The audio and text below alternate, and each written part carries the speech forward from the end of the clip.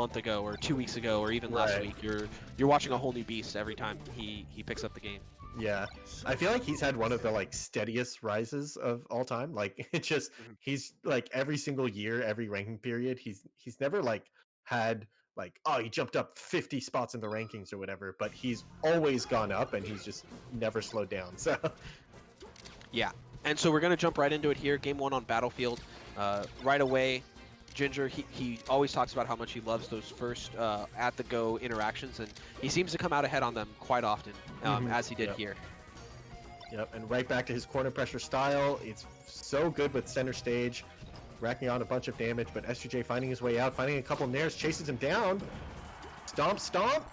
Oh, misses the final hit, but finds a shield drop up air in the knee. So good stuff from S2J to turn back what seemed to be a game that was slipping out of his control and just take it right back real quick. Yeah, and you can see, you know, one of the differences from the Gatsu set is S2J playing from the center quite a bit. He's able to force Ginger to retreat a little bit and to start the lasers from the corner a bit more. Yep. Yeah, which is kind of like you see kind of the downside of kind of trying to hold center stage too hard, because like the difference between covering Falco's roll and covering Falco's lasers is kind of like what you're trying to play here. Because if you're just letting him roll to the center, you're giving up a good position, but if you're letting him get lasers out, having Falco in the corner isn't even that good, right? So Oh, he finds the up tilt on the Falcon jump. Oftentimes Falcon, you know, he doesn't have that great of options out of shield, so he will look for that jump, and so the up tilt becomes really strong against him, similar to how we were talking with Sheik earlier today. Yeah, exactly. Up tilt being kind of underrated as shield pressure because it does specifically cover jumps out of shield, right? So it's like sometimes people over focus on how safe a shield pressure move is on shield rather than thinking about covering an out of shield option specifically. So yeah, and I think in the past, Ginger has particularly had this problem against S2J, where he'll do the really safe shield pressure, but it doesn't cover the one option that S2J is spamming. So good to see him make that adjustment and look for those up tilts in those key situations. Yep. Oh, the up tilt trades. Ginger not able to find the follow-up. Oh, nice. Finds a super late downer and a shine there. Oh, and does find the read there. Just takes the ledge from him. One back air. That was at like 20 or 30% or something. That's all it takes. Back air and a read. Interesting choice to go for the Falcon kick. It definitely was meant to hit Ginger, and as soon as Ginger was able to avoid it, it puts S2J in such a bad spot. Yeah, it was also like an awkward punish. Like Ginger had to go for a forward smash, ended up going too close, but I think even a regular forward smash might have been obstacle there. So it's like Falcon sometimes is so tanky that oh my god, okay. Did not think that Ginger was under threat of being killed in center stage there, but Johnny kind of saw the opportunity and says, no, I can just close out the stock here. Knee up airs. And that's just one of the things that Falcon can do to Falcon. You know, oftentimes this is talked about as a relatively rough matchup for Falcon. He has a hard time getting through lasers. Falco's punish game on him is extremely strong. The edge guards, you know, can feel really free for Falco. But that is the threat that Falcon brings to the table, right? Is that at any moment he can touch you once and you might just be dead. Yeah, and we see that like Falcon can have a really read-based punish game on stage, right? With like his tech patterns and stuff, and whether he goes for a tech read with a knee or a stomp, he just close out of stock. He also has a read-based edge guarding, right? Where it's like he's one of the best at going way far off stage for the kills sometimes. So if he knows where you're going to go, if he knows where you're going to use your double jump, he can put out a soft knee no matter where you're using it, right? He can go way down low or way up high or way far off stage. You're kind of not safe anywhere if Falcon is willing to read it. And we saw Johnny get a read where he just grabbed the ledge and killed a side B sweet spot. And then we saw him get a read off stage where he just read a double jump with a soft knee. So you gotta be really careful with what you're using. And I'm not really sure what that means, like being really careful, because any option can be read, right? So you just have to not be predictable. But once again, Johnny finding a really early edge guard. Yeah, and it's this efficiency. We also saw this in the LS where Johnny just lived to really high percents in a couple stocks, and his efficiency on the kills ended up being the difference maker. So we'll see if Ginger can correct that and find these early kills and also find ways to survive for a bit longer. Yeah, I'm a huge fan of Tekken Play's forward smash. That's one of my go-tos right there. So Ginger finding a kill off of it. And really good shield pressure that actually covers the roll away too. Kind of doing when he finds the up tilt off the roll. Yeah, up tilt on this stage in particular seems to be really effective for Ginger. Finds it down there on the top platform. Can he get back down? Oh, just barely gets down tilted there. Really clever use of a move that you don't see that often. And once again for the edge guard. Ginger finds the Wow. recovery and gets a hit for it, and back airs him out of it. Yeah. I can't believe that Ginger was able to find the stage with that up B, and it looked like S2J really wasn't ready for it. Worse, Ginger was going to be grabbing ledge. Right. Damn. But S2J reads Ginger with the full hop and is able to just put a knee out right where he's going. Ends up taking it 2 stocks apiece. Ooh, finds a back air and gets out of way of CC Shine. Finds a stomp. Oh, he got the jab reset, but he still gets wake up shined. Ooh, and Ginger. Though this could be it. No, it doesn't quite get the read on the double jump backwards. Oh, he goes for the Nair F smash, but Johnny's able to just spot dodge out of it. Yeah, man, there was like 2 or 3 conversions there, but Ginger was like a hairpin away from it getting right. Like there was the back air down air there just barely didn't work, but he finally finds one that actually does convert, and the down air spike kills him, and he's still up. So yeah, that soft Nair reversing into the down air is kind of checkmate. yep. Good on Ginger though to get the spacing right so that it does reverse. If he had hit it forward, then you're just sending Johnny to center stage, and it doesn't feel good at all. Yep, and we see the up tilt there trade with the back air. This up tilt kind of becomes a weaker move in this matchup once you're at very high percent. Oh, just these brutal knees into the wall jump up air, but Ginger's low enough percent where he still can make it back. That was a really scary situation though. Johnny's so decisive with his punishes that sometimes you just feel like, wait, does he know something I don't? Does he have checkmate here? But didn't quite have it there, so good stuff. Ginger kind of keeping his cool, and okay. That was really interesting by Ginger to just hold the hitbox and just maintain that space and tell Johnny he couldn't do anything that whole time. Yeah, I don't know if Johnny lost his jump earlier without realizing it, or if he just didn't feel safe double jumping into the down there, and so he didn't even try or something. I don't know.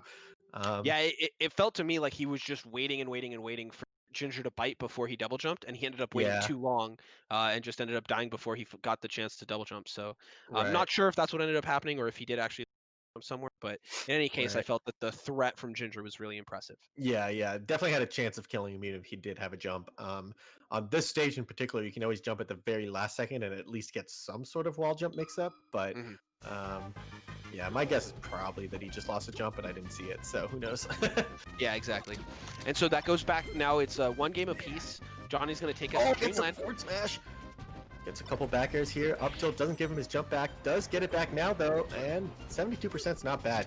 You want the kill whenever you have Falcon off stage. No! Oh, and this is why, because if you give him a second, he'll just knee you at 20, and that's a kill move, so... Really rough on Ginger. He ended up spending the double jump to try to close out the stock, and Johnny recognized it, got around it, and found the knee. Yeah, at that time, Johnny definitely didn't have a jump, and Ginger's able to close out the edge guard easily. So good stuff to bring it right back. So far, the damage done is something around 140 to 20. All right, so Johnny playing a little bit defensive here, waiting on Ginger to come in. Ginger trying to set up the laser game and find those punishes. Johnny's got great mix-ups on his nairs. I often say that Johnny could beat most players with nair alone. Yeah. And you're seeing it here where every nair is a different nair. It's not like he's giving Ginger anything to like lock in on it. There's all these different plays on it. The slight drift forward, full drift forward, drift back, early nair, late nair. Jump. Yeah, there's so many different mix-ups. Ooh, Johnny doing the ledge dash down again, but Ginger kind of waiting and then calling out the dash forward afterwards. So not committing too far into the corner. That's definitely one of the things Ginger talked about. He doesn't want to go all the way into the corner to chase Falcon. He's down to kind of just trap him there. And speaking of trapping, finds an up tilt out of the shield pressure once again to find a big conversion, but doesn't quite find the shine. Yeah, and one of the things that Ginger's been doing really great this game so far is using the lasers to challenge Johnny's recovery. And so that's something that I think we're going to need to watch out for the rest of the match as well. Right, yep. Ooh, Johnny finds the wave dash back into the nair. Oh, but he can't quite get the edge guard into the side B off stage, yep. Ooh, the F tilt after the nail? Yeah, he was going for down tilt, right? Yeah, or up tilt, I'm not really sure how, because he got a downward angle forward tilt, but who knows. In any case, Johnny's able to punish and get to 2 stocks apiece, but Ginger does have a good percent lead. Let's see if he can take that to the bank. Yep, shoots a couple high lasers, but Johnny still managed to find his way to the side platform here. Oh, jab down smash, yep. Yeah. Punishes the shield drop, and he's able to close it out there with the back air. So Ginger's up 2 stocks to 1 on Johnny's counter pick. Let's see if he can close it out here. Yeah, Ooh, I that jab love down that smash is shield. kind of clever because like shield drop kind of goes low, so sometimes you'll like do an aerial, and Falcon will shield drop and get under your aerial and then get his up air out and hit you. But down smash hits low enough to where like it's just gonna outright beat whatever shield drop you do because you're dropping into the down smash and your legs are invincible, so you're very likely to just outright beat the up air even if the hitbox starts coming out. So I like the option. Oh, That option I SD from like a Ginger little. there. I think that was actually Wispy that screwed him up, pushed him a little bit to the side, and then messed up his spacing. Yeah, it's Oh definitely no, possible. Ginger. Okay, he's able to find his way back. The stomp looked like it might be a big threat, but he finds the stage. Oh, and he's chasing Johnny's rolls here. Johnny kind of getting locked down with lasers and down airs, and and he finds the up tilt once again, and he has no jump this time. And just barely misses the edge guard. Gets back on stage this time though. Doesn't throw with an up B. And Yeah, okay. cleanly closes it out. Good stuff to Ginger to not throw away a game like we've seen so many times this tournament from so many different players. And specifically in that same situation against Ratu, we saw Ginger throw away a game. So really good on him to make that slight adaptation. Still not finding the exactly clean closeout that he's looking for, but this time choosing to drift in, set up a good position. It's sort of what we talk a lot about from first place, where when he misses something, he's willing to give up a little bit of space and reset a good position. So like seeing that from him again there. Yep, I agree with that. So Ginger's able to take a 2-1 lead in the set. Looking to punch his ticket to grand finals here if he can take game 4, and has the counter pick for game 5 if it comes to that. Yeah, that game looked really clean. He was just kind of doing huge punishes repeatedly, and so seeing the Yoshi counter pick once again, which is kind of what we're seeing more recently out of this matchup, and I don't know. I think Ginger likes the stage, S2J likes the stage, and they're just gonna fight, So. Ginger continues to find the up tilts. We talked earlier about how important that move is, especially on this stage for Falco, and it's going to be up to S2J to find an answer to that. And I kind of think he already has, because like right at the start there, we did see an up tilt, but it traded with the back air. Back air is one of the moves. It's really hard to outright beat back air with up tilt. You tend to trade with it, and a lot of percents that trade is going to favor Falcon. So if you have Falcon at high percent and you're at 0, the trade favors you. But when you're both low or both high, it's going to favor Falcon. So kind of for that reason, S2J kind of maneuvers around all the up tilts at stock and then still finds a kill first. So. And that was great corner pressure by S2J there at the end. Sort of held Ginger there with the jabs and the nairs. Just didn't let him out, and eventually got the knee.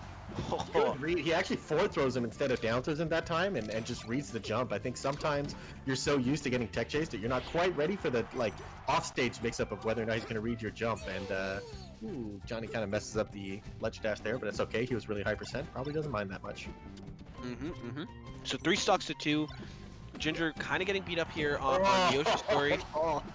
Gets stomped knee. A lot, man. That was like 12 up airs on the side platform as Ginger can't find his way down without taking 50%, and then it's just one read away from getting kneed.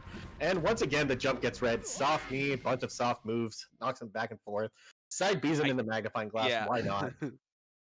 Yeah, really good stuff from S2J to close out that stock in that game really cleanly. Never really gave Ginger a second to breathe.